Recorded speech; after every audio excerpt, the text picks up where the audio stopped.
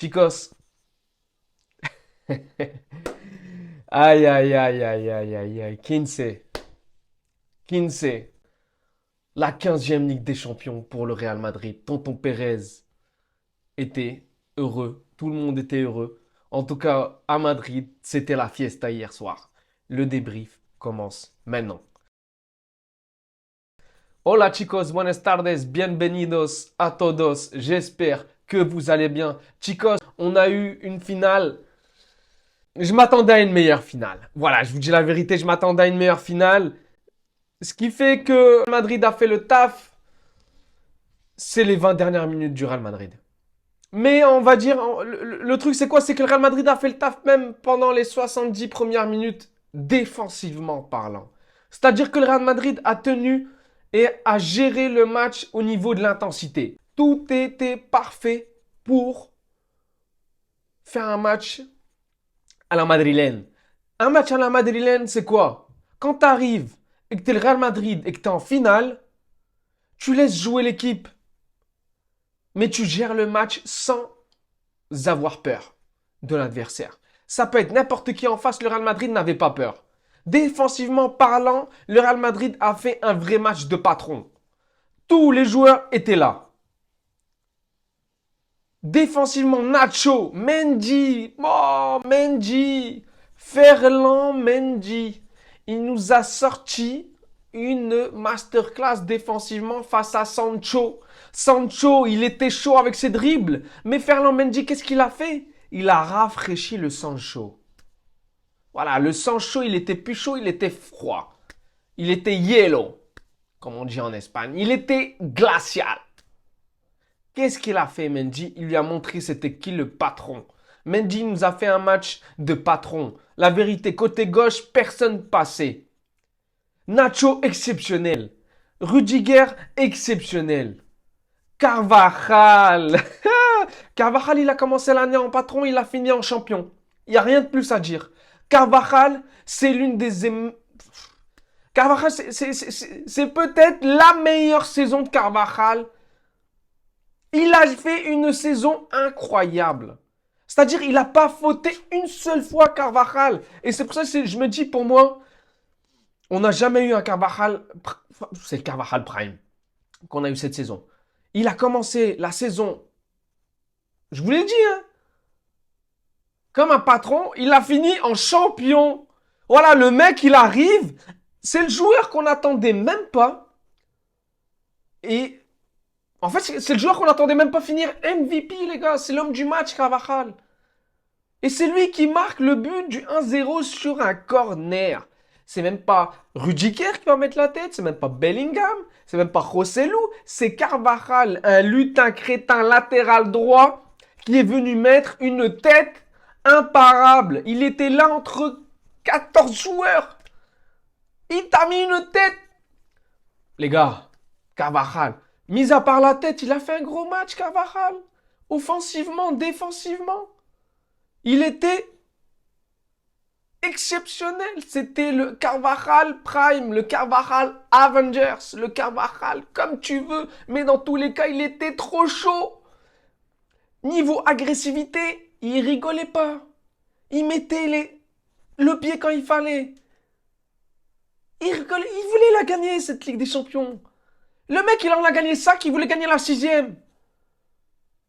Pour vous dire, les gars, c'est-à-dire, c'est ça le Real Madrid, c'est que les joueurs, ils ont gagné peut-être 4, 2, 3, mais ils ont toujours faim. Ils ont la dalle. Ils ont faim. C'est ça le Real Madrid, c'est quand tu joues au Real Madrid, t'as toujours faim. Tous les ans, tu veux remporter la Ligue des Champions. Et qu'est-ce qu'il a dit après le match, Florentino Pérez, El Jefe? Il a dit quoi? Il a dit, on a gagné la 15e, mais je veux gagner la 16e l'année prochaine. C'est pour vous dire la mentalité qu'il y a au Real Madrid. La mentalité que... En fait, l'exigence que demande ce club, elle est juste hors norme. Et je pense qu'aucun club a cette même exigence-là. La vérité, aucun club. Pour vous dire que Carlo Ancelotti, il était tranquille. Les joueurs, ils étaient tranquilles. Ils étaient... Le match, quand tu regardes le match, les 70 premières minutes, le Real Madrid subissait. Ils subissaient. Tu te dis, ouais, ils vont se prendre un but, ils vont se prendre un but, ils vont se prendre un but. Ils se sont pris 0 but en 90 minutes. C'est pour vous dire qu'ils ont l'habitude de ce genre de match. Ils étaient en gérance. Ils étaient en gérance totale. La gérance, elle était en tranquillidad. La gérance, elle était en... Franchement, les joueurs, ils étaient tranquilles. Ils se sont dit, on va se prendre une sangria après le match. Le match, il va être tranquillamente, il va être posé, le match. On a l'habitude, les gars, à la mi-temps. Qu'est-ce qu'il a dit, Carlo? Il l'a dit après le match en interview. Carlo, il a dit, à la mi-temps, je leur ai dit, je leur ai donné deux, trois conseils. On a parlé ensemble, on a échangé ensemble. On s'est dit qu'on va mettre en place une tactique, on va un peu changer la tactique. Il a échangé avec ses joueurs. Il y a eu un échange avec ses joueurs. Ils se sont tous mis d'accord. C'est pas le coach, il arrive, tiens, on fait tout ça. Voilà, il n'y a pas une seule personne qui décide. Même si c'est le coach, même si on sait tous que Carlo, c'est le patron de l'équipe, eh ben les joueurs, ils sont là. Il est à l'écoute des joueurs. Et tout le monde a parlé calmement, posément. Lui-même l'a dit, hein. Ils ont décidé de changer un peu la tactique. Et voilà le résultat à la 74e minute. Sur un corner de Tony Kroos. Sur un corner de Tony Kroos. Tony Kroos, c'était son dernier match avec la camiseta blanquita. Et quand il sort, il fait ça. Jamais, depuis qu'il est là, Tony Kroos, je l'ai vu faire ça. Montrer le logo du Real Madrid en sortant. C'est pour vous dire que le mec, c'est rare de le voir faire le Vini ou faire le show, tu vois. Ou même montrer la camiseta, non sais quoi. Là, il est sorti assis comme ça. Ce maillot-là lui a beaucoup apporté. Et il sait c'est quoi la valeur de ce maillot-là. Tony Kroos a sorti un match digne d'un Tony Kroos, digne d'un nettoyeur de terrain vert. Il y avait de l'émotion dans sa sortie. Dernier match de Tony Kroos, une passe D pour Tony avant de partir en finale de Ligue des Champions, finir avec une Ligue des Champions avant de partir en retraite. Chapeau l'artiste. Rien à dire de plus. Tony Kroos, chapeau l'artiste. Il a voulu finir avec une Ligue des Champions. Il finit avec sa coupe aux grandes oreilles. Voilà, chicos. Tony Kroos, il va beaucoup nous manquer. Voilà, quand tu le vois sur ses coups francs, les gars, deux coups francs cadrés. J'aurais aimé qu'il marque sur l'un des coups francs. J'aurais aimé, mais Kobel était là. Kobel, il a arrêté deux coups francs de Tony Kroos qui étaient franchement durs à choper et à attraper. Mais il les a réussi à les avoir. Et fallait les cadrer, il fallait les mettre. Il les a très bien placés, Tony Kroos. Et quand tu vois les autres joueurs, j'ai vu Vini et Rodrigo peut-être traîner autour de la balle. Mais tu es obligé de lui laisser son dernier match en Ligue des Champions, en finale. Tu vas prendre la balle à Tony Kroos, tu lui dis non, laisse-moi le coup franc, mais t'es un ouf. Moi, je rentre dans la télé, je prends la place du mec qui est rentré. Les gars, 40 secondes, il y a un supporter qui rentre dans le stade. N'importe quoi, en pleine finale. N'importe quoi. J'ai vu le match commencer comme ça, je me suis dit, oh là là, c'est quoi ce délire-là? Bon, en tout cas, ça c'est bien fini. Et mis à part ça, j'ai vu quoi? Le mec qui était rentré sur le terrain, c'était un défi qu'on lui a lancé, je crois, par un YouTuber. Et le mec va gagner 300 000 euros. Mais est-ce que 300 000 euros vont lui suffire pour sortir de prison ou pour payer son amende? Parce que rentrer dans une finale de Ligue des Champions et se prendre une amende, je pense que c'est une amende très très salée. Elle n'est pas sucrée, elle est salée. Donc, bon courage au mec qui est rentré en pleine finale. En tout cas, sa finale, il n'a rien vu du match. Et bon courage à lui. Mis à part ça, la composition, on s'attendait tous à cette composition du Real. La composition de Dortmund, c'est la même que contre le PSG. Hummels en défense, Schlotterbeck, Kobel, Madsen, l'autre arrière droit, je ne sais plus son nom, mais dans tous les cas, j'ai retenu qu'il s'est fait fumer par Vinicius et le petit pont de Vini, il était juste magnifique. Vini, en parlant de Vini, Vinicius, première mi-temps, t'étais où? T'étais avec Rossellou dans le banc ou quoi? La vérité, Rodrigo, Vinicius, ils étaient délaissés en première mi-temps. Le Real Madrid, ils n'arrivaient pas à se procurer d'occasion. Ils n'étaient pas dangereux. La possession, elle était totalement côté Dortmund la première mi-temps. Franchement, la vérité, quand je regarde la première mi-temps, je me dis comment c'est possible que Dortmund n'ait pas marqué un but. Comment c'est possible? Ils ont eu toutes les occasions qu'il fallait, mais ils n'ont pas marqué. Les except goals en première mi-temps, elle a dépassé le 2. C'était 2,39. Pour vous dire, Dortmund, ils ont eu les occasions, mais ils n'ont pas fini. Quand je revois l'action de Adeyemi, je me dis comment il a fait pour partir sur le côté gauche, alors qu'il devait partir sur le côté droit. Il s'est mis tout seul dans la mierda.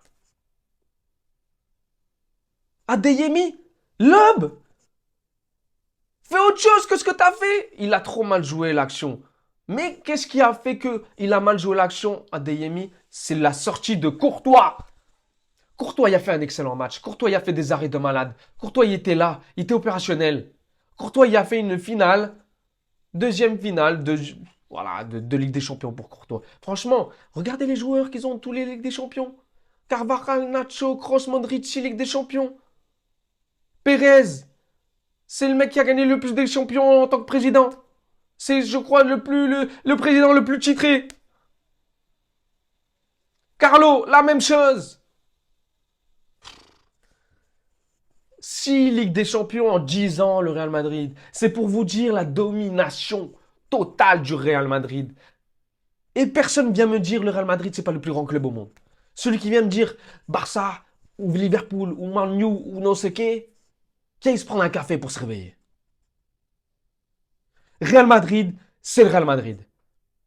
Il domine le football européen, les gars, mondial. Et qu'est-ce qui va arriver prochainement? C'est Mbappé qui va arriver la semaine prochaine. C'est Modric qui va prolonger la semaine prochaine. Et ça, c'est sûr. Modric va prolonger d'une seule saison. Et je pense que ça sera sa dernière. On va encore profiter de Modric, les gars. C'est ça qu'il faut se dire. Camavinga, exceptionnel en 6. Valverde, l'agressivité, c'est lui. Valverde, hein. Vous me dites, le joueur qui a fait un bon match en première mi-temps côté Real, c'est Valverde. Le pressing, l'intensité qui mettait, l'agressivité qui mettait Valverde, elle était juste exceptionnelle. Rodrigo Vinicius était délaissé. En fait, le problème, c'est que le Real était dans un bloc bas. Il laissait le Dortmund jouer. Il laissait Dortmund jouer. Le Real Madrid a laissé Dortmund pour qu'au final, on connaît tous, le Real Madrid se réveille quand? Dans les 20 dernières minutes. Dans les 20 dernières minutes. Le Real Madrid, voilà, il te laisse de l'espoir, de l'espoir, de l'espoir. Et puis ils se disent, bon, il n'a pas saisi sa chance, on va le détruire. On va le détruire, on va le manger. On va lui servir des tapas. On va lui servir de la sangria la première mi-temps. S'il mange, mais il ne paye pas à la fin, eh bien nous, on va payer l'addition et on va lui mettre un 2-0 à la fin. Franchement, les gars, c'est ça le truc, c'est que le Real Madrid te laisse jouer. Ils ont laissé jouer Dortmund. Ils ont eu des occasions. Mais j'ai l'impression que le Real Madrid, même quand ils subissent comme ça, c'est incroyable. Ils ont une force monumentale de tenir le match et d'à la fin détruire l'adversaire en 15 minutes. C'est pour vous dire, c'est la mentalité des joueurs. En fait, quand tu arrives au Real, tu n'as pas cette mentalité-là. On te l'impose et tu l'apprends. Tu es éduqué à avoir cette mentalité au bout de quelques années. Quand tu regardes Camavinga, il n'a plus peur là. Là, Camavinga, tu lui mets 2 finales de Ligue des Champions. Regardez, Camavinga, en 3 ans, 2 Ligues des Champions.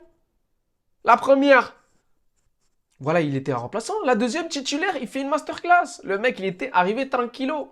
Il écoutait du Damso avant le match. Bellingham, première finale, première Ligue des Champions face à son adversaire. Dortmund, son ancien club.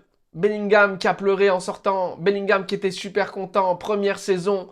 Meilleur joueur du championnat espagnol de la Liga. Si vous ne le savez pas, je tiens à vous alerter. Bellingham, meilleur joueur de la saison. Qui va être le ballon d'or entre Bellingham et Vinicius? Bellingham, passeur dès hier soir. Vinicius, buteur pour sa 2e finale consécutivement.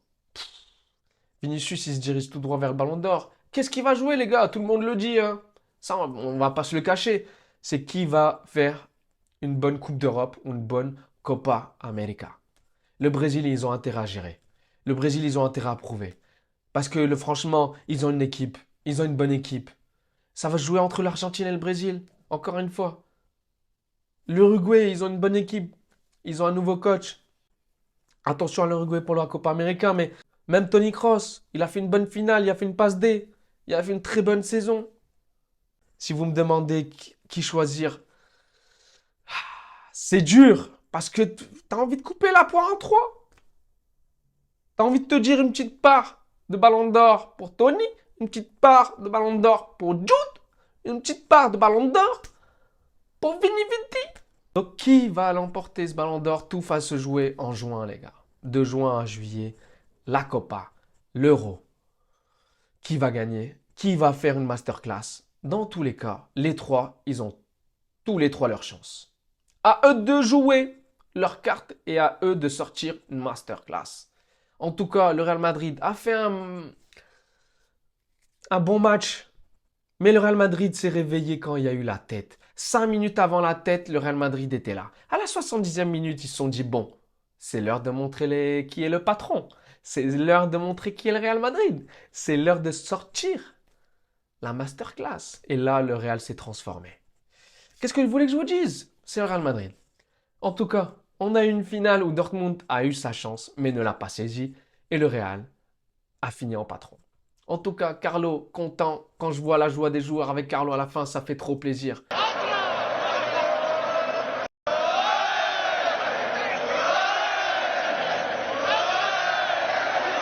Franchement, ça me fait trop plaisir quand je vois les joueurs contents. En fait, tu te dis, ces joueurs-là, on dirait qu'ils n'ont jamais gagné alors qu'ils ont déjà gagné la Ligue des Champions, il y a 2 ans. Le Real Madrid. Tout simplement, Real, fantastique. Real, habitude. Real, Ligue des Champions. Voilà, on peut l'appeler Real Madrid Ligue des Champions, on peut l'appeler Real Madrid comme vous voulez. En tout cas, le Real Madrid, la Ligue des Champions, c'est sa compétition. Et personne va les rattraper. Franchement, qu'est-ce que tu veux rattraper? T'as 8 Ligues des Champions de différence avec le deuxième. Dortmund, ils ont fait un bon match. Hummels a fait une très bonne prestation. Face à Vinicius, il a tenu tête. En première mi-temps, ils ont très bien géré Dortmund. C'était eux qui menaient l'ascendant du match. C'était eux qui menaient. Je me suis dit, ils vont marquer, c'est sûr. Ils vont marquer, c'est sûr. Ils n'ont pas marqué. Pouah. Bravo à Dortmund. Ils ont fait leur finale. Ils ont fait leur match. Mais le Real a détruit leurs espoirs. Qu'est-ce que je voulais que je vous dise? Le Real, ils rigolent pas. Le Real, ils sont là pour briser des cœurs. Le Real, ils sont là pour briser des espoirs de l'adversaire, bien évidemment. Como no te voy a querer, como no te voy a querer, como no te voy a querer. Chicos, hasta pronto pour le prochain débrief. A la Madrid, Inadamas, Mbappé, on t'attend. Carvajal, continue comme ça. Tony Kroos, muchas gracias para todo. Modric, hasta pronto. José Lu, je sais pas si tu prolonges, mais en tout cas, merci pour cette demi-finale. Et le reste, masterclass. Nacho, on ne sait pas s'il prolonge. Dans le doute. Vasquez, il prolonge, les gars. Vasquez, la semaine prochaine, il prolonge. Avec Modric. Vasquez, il prolonge, les gars. Nacho, il va partir. Donc, franchement, le mercato cet été-là, il va être caliente. Il va faire chaud cet été à Madrid. Et les gars, il va être caliente le mercato. Ça va recruter. Tonton Pérez nous a prévenu, ça va recruter. On va avoir un mercato assez mouvementé côté Madrid. En tout cas, on va rester à l'affût des infos et on se tient au jus. Hasta pronto, chicos. Prenez soin de vous. Bon dimanche et profitez de Roland Garros. Ciao, ciao. No veo al Barça. No veo. Ah, espera, ahí. No, es el Madrid, no.